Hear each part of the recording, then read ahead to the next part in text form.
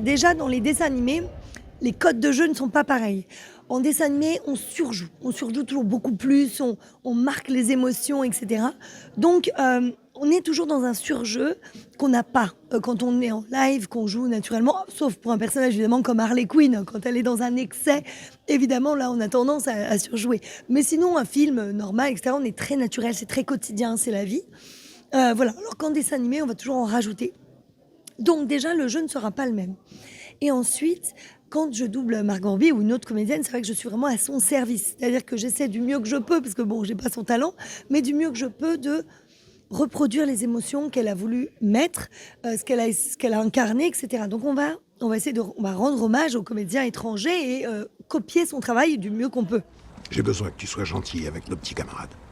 Oui, et puis que je rentre sagement dans ma cage. Ok, ça marche. En dessin animé, c'est un petit peu différent. J'ai envie de dire, moi, je vais beaucoup plus me fier au dessinateur qu'à la voix anglaise. C'est-à-dire que, par exemple, sur les mondes de Ralph, volontairement, Disney France m'a dit oh, on aimerait qu'elle soit plus cute, plus jeune, voilà, plus mignonne, etc. Et donc, du coup, j'ai pas vraiment écouté la voix anglaise. Je l'écoutais une fois, la première fois, pour savoir si elle projetait, si elle criait, si elle, voilà, pour entendre quand même la projection, le niveau sonore qu'elle y met. Mais ensuite, je regardais très souvent une deuxième fois la scène, voire une troisième fois, sans l'anglais, où je coupais l'anglais et je me laissais porter que par les dessins. Et en fait, toutes ces expressions, ces mimiques, etc., m'inspiraient. Et donc, je me calquais sur le dessin et pas forcément sur la voix originale. C'est n'importe quoi. Hé, petit génie, ça s'appelle un bonbon casse-mâchoire, tu le casseras jamais. Donc les dessins animés, en fait, nous donnent beaucoup plus de liberté de jeu en tant qu'acteur, puisqu'on fait beaucoup plus parce qu'on veut, parce qu'on respecte le dessin, etc., ce qui s'y passe. Je veux dire, si elle est en train de pleurer, je vais pas la faire rire, donc voilà.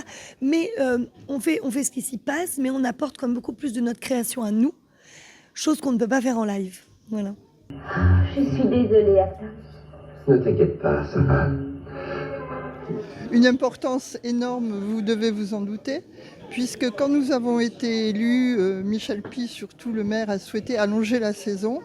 En fait, on commence avec le Mondial du vent, au printemps donc, et on termine un peu, on clôture avec cet événement qui amène énormément de monde, puisque c'est pendant la période des vacances. Ce sont des sujets qui intéressent petits et grands. C'est un monde merveilleux, parce que c'est vrai qu'un film sans le son, alors je sais qu'il y avait le cinéma muet il y a quelque temps, mais je crois qu'avec quand même le son, la voix, la musique, on obtient des résultats, des émotions très fortes que seuls les comédiens, les vrais comédiens peuvent nous donner.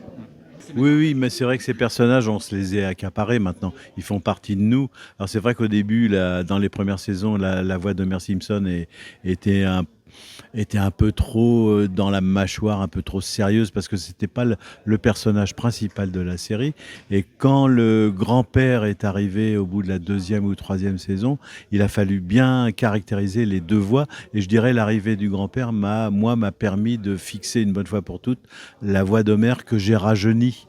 Voilà, donc, et puis, quand on découvre ce personnage qui est devenu le personnage principal de la série, puisqu'avant c'était Bart, et je pouvais plus lui garder cette voix sérieuse parce que c'était vraiment un personnage, le beauf qui nous a fait rire pendant des années, qui nous fait toujours rire, et je pouvais plus garder cette voix sérieuse. Donc voilà, la voix, forcément, je l'ai adaptée par rapport à ce que je connaissais, que je voyais du personnage.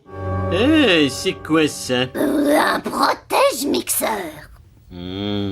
C'était bien ton spectacle joué par des singes. Super, j'ai retourné tout plein de grosses brouettes. Ah, c'était ton truc.